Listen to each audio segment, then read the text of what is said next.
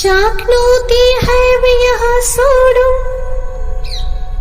प्राक् शरीर विमोक्षणात् काम क्रोधोद्भवं वेगं संयुक्तः स सुखी नरः।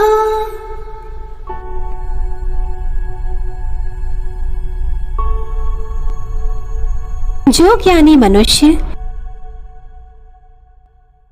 देह रहते हुए देह के समस्त विकारों को अपने अधीन कर लेते हैं, उनके लिए विषयों से उत्पन्न होने वाले दुख नाम मात्र भी नहीं रह जाते।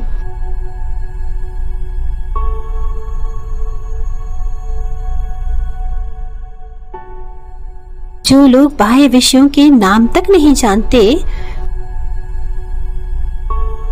उनके अंतःकरण में एक अखंड सुख भरा रहता है,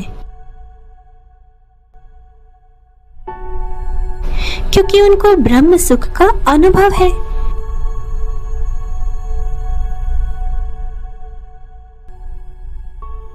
परंतु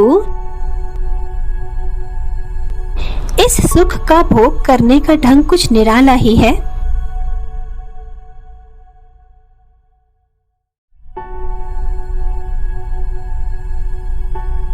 जैसे पक्षी फलों का स्वाद नहीं लेते हैं,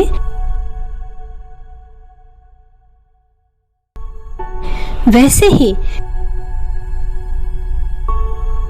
वे लोग सुखों का स्वाद नहीं लेते।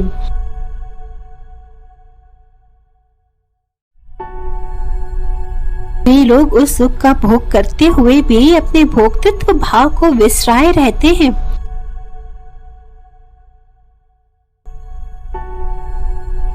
इस आत्म सुख का सेवन करते समय उनमें इस तरह की तन्मयता आ जाती है कि वे अहम भाव का पर्दा हटा देते हैं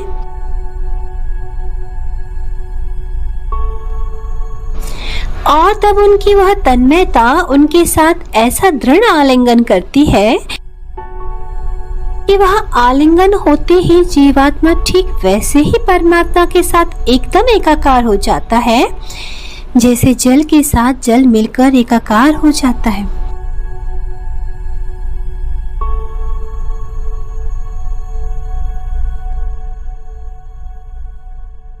अथवा जैसे आकाश में वायु के मिल जाने पर आकाश और वायु का भेद समाप्त हो जाता है।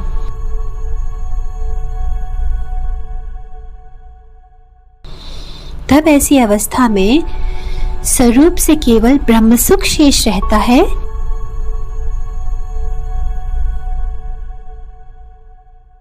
इस प्रकार द्वैत का नाम मिट जाता है।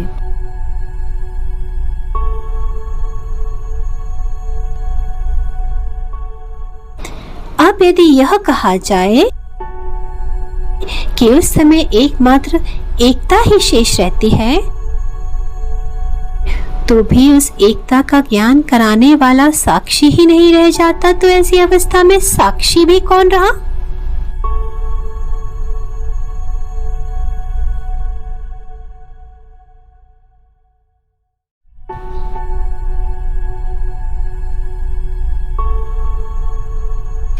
योऽन्तः सुखोऽन्तरारामस्तथान्तर्ज्योतिरेव यः स योगी ब्रह्मनिर्वाणं ब्रह्मभूतो अधिगच्छति।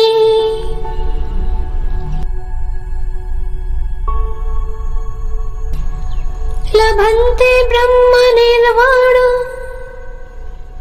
मशयः क्षीणकल्मषः छिन्नद्वैधायतात्मानः सर्वभूतहिते रतः।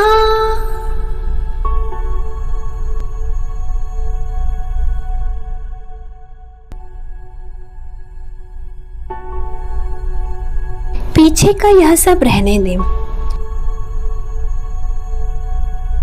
जो बात कहने में आ ही नहीं सकती हो, उसके संबंध में क्या कहा जाए? जिस व्यक्ति को आत्म स्वरूप का अनुभव हो जाए, वह इस स्पष्ट रचना से ही सब कुछ समझ लेगा।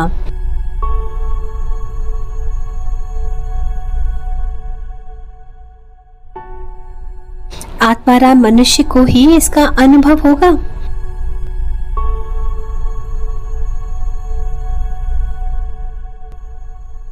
जो लोग इस आत्म सुख से भरे हुए हैं और अपने स्वरूप में ही निमग्न रहते हैं, मैं समझता हूं कि वे निखिल ब्रह्मानंद के कलेवर हैं।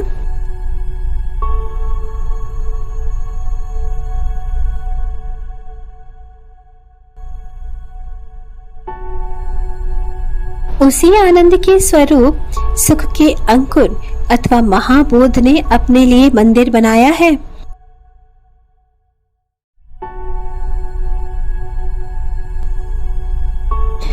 उन्हें विवेक का जन्म स्थान अथवा पर ब्रह्मा का स्वरूप अथवा ब्रह्म विद्या से अलंकृत अवयव समझना चाहिए।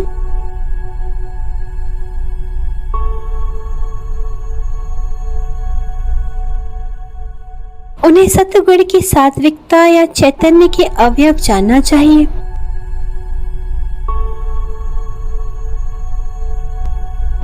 जब यह विशद विवेचन इतने जोरों पर जाता है, तब श्री गुरु निवृत्तिनाथ कहते हैं,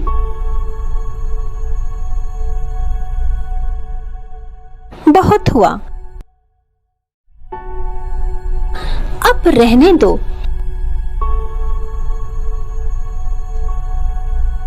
एक एक बात को, एक एक कल्पना को कब तक रंगते चलोगे?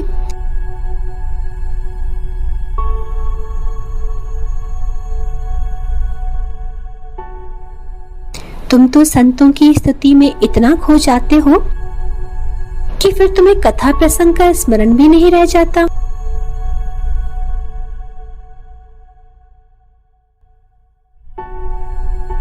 और तुम विषयांतर से भी ठीक बोलते हो, पर अब इस रस विस्तार को समेट लो और ग्रंथार्थ का दीपक प्रज्वलित करो तथा संत जनों के हृदय रूपी मंदिर में मंगल प्रभात करो।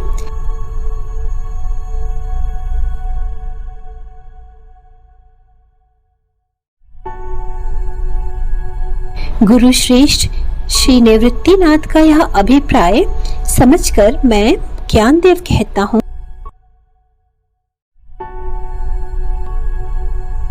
कि फिर भगवान श्री कृष्ण ने अर्जुन से जो कुछ कहा वह सब आप लोग ध्यानपूर्वक सुनिए।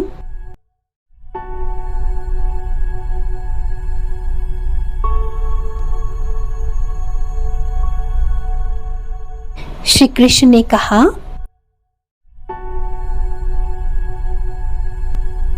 हे अर्जुन,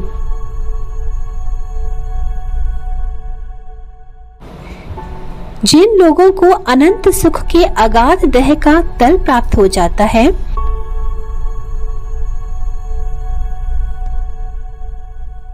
वे वहीं स्थिर होकर तद्रूप हो जाते हैं।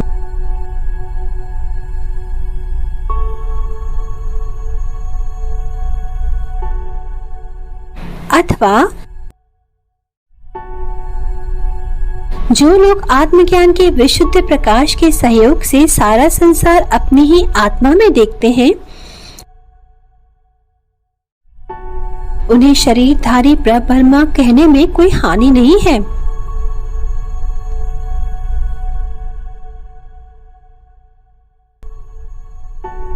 यह पर ब्रह्म परम सत्य सर्वोत्तम अविनाशी और अपार है। इस पर ब्रह्म रूपी देश में निवास करने का अधिकारी वे ही लोग होते हैं जो लोग सचमुच में निष्काम हैं।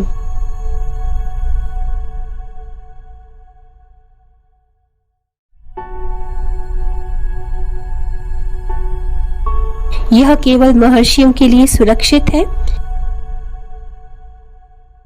इसमें विरक्तों की ही हिस्सेदारी है और ये संशय रहित व्यक्ति को ही फल देने वाला है।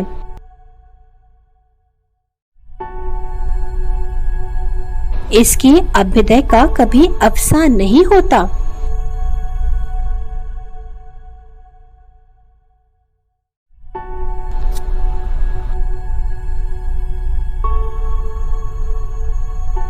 प्रसिद्ध श्री ज्ञानेश्वरी के अमृत वचनों का पुण्य श्रवण करते रहें एवं इस निःशुल्क किंतु अमूल्य वाणी का लाभ अपने सभी इष्ट मित्रों को भी पहुंचाते रहें। श्री हरि।